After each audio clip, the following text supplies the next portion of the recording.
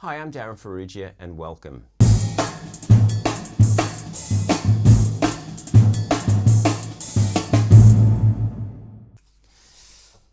Come in.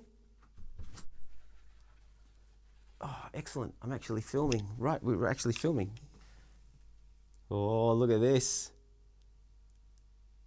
Cup of tea. Thanks, babe. Let's just put that over there.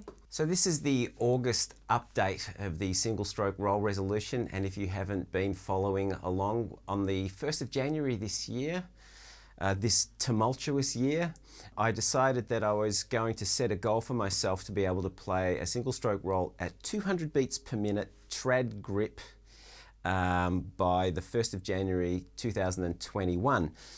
And every month I update you on where I'm at, and so this is the August update. So if you haven't seen any of the other videos I've done on this topic, please feel free to start at January and continue on from there. It's under the heading of, I think, single stroke roll resolution. Anyway, check it out. So this is the August update. It's been fairly, how do I put it, revealing.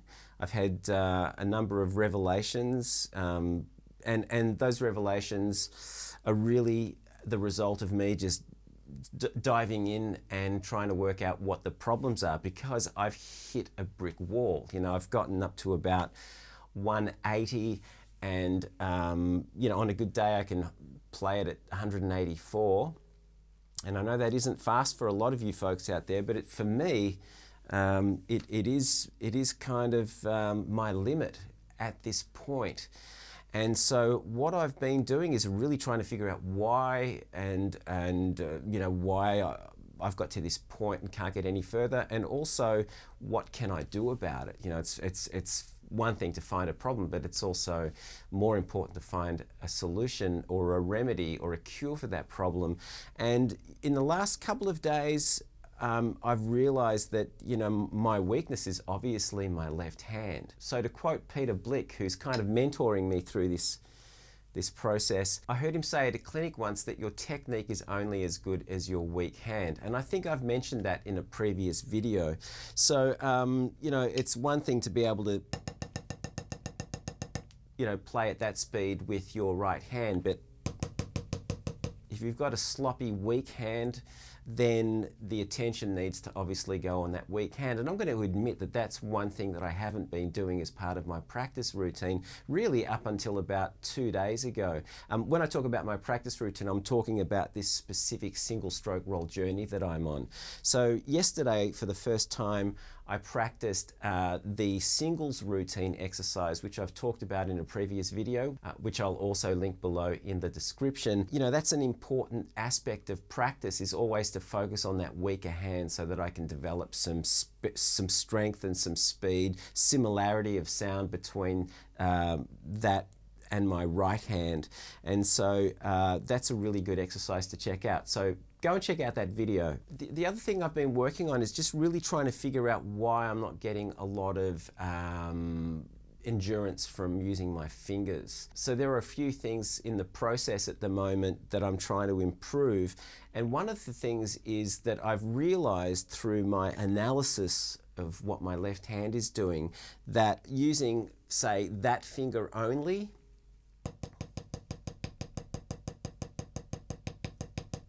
that's a weaker finger than that finger, pardon the expression. So I'm working on developing the middle finger,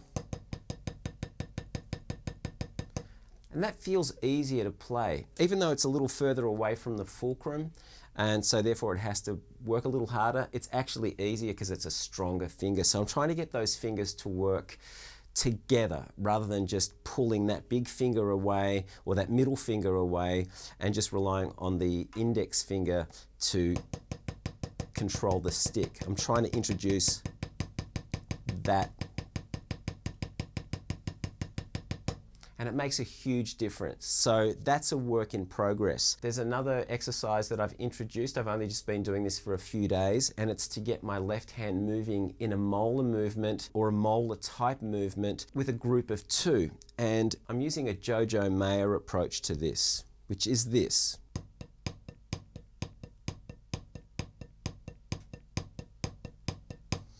So as I rotate my wrist to the right or clockwise, that gives me my accent.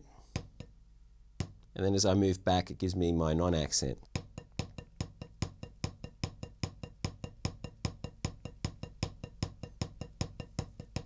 At this point, it feels very uncontrolled and very mechanical, but I'm working on that. The idea is that I can play groups of twos in amongst the threes and fours that I've been working on. The 3-note groupings.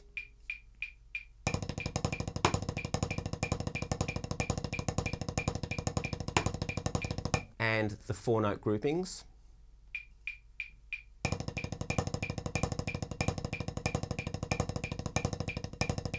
So I'll add the 2-note groupings to those 3 and 4-note groupings. I've also made some changes to the way I'm practicing my finger technique in terms of the exercises that I play. Again, this is pretty new and it's a work in progress, so I will give you an update on that and I'll go into some detail on that in the next month's single stroke roll update, which is September. You know, again, it's a revelation. I'll basically explain this, right? So let's say I'm playing groups of 8 with each hand using my fingers, and I'm going to play this at 184.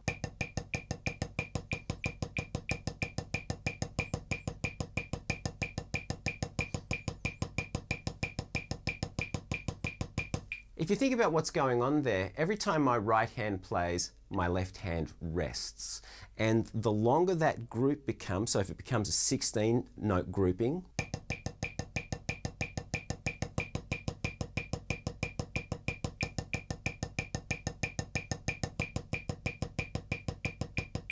then what happens is that while my right hand's playing, my left hand gets to rest and vice versa. So the idea is to increase the workload on the hands by not allowing the hands to rest. So for example, if I'm playing a group of 7,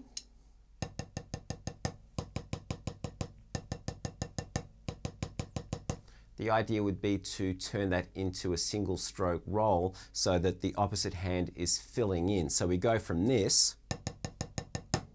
to this. And then we do the same starting with the left hand.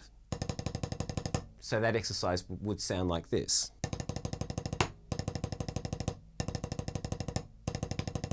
So I'll go into more detail with that in next month's video, and I'll also have an accompanying PDF for that. But for now, it's just a work in progress. I'm kind of developing the exercise and a series of exercises that were explained to me by Peter Blick himself. So suffice to say that the practice routine is constantly changing depending on what I feel needs working on. And right now it's really just trying to get this left hand to behave in a way that's a little closer in speed and sound to my right hand. So there's a lot of focus and attention going towards the weaker hand, which, as I said, it's something I wish I had have actually incorporated when I first started this whole journey. So that wraps it up for this month's update. If you have any questions, please leave a comment. I'm really interested to get your feedback too. I've been getting some really interesting feedback and suggestions and advice, and I really like it. You know, I really love the community,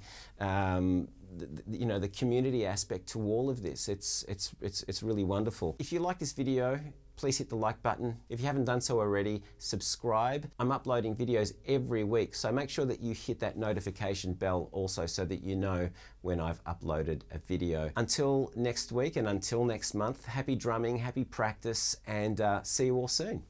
Bye.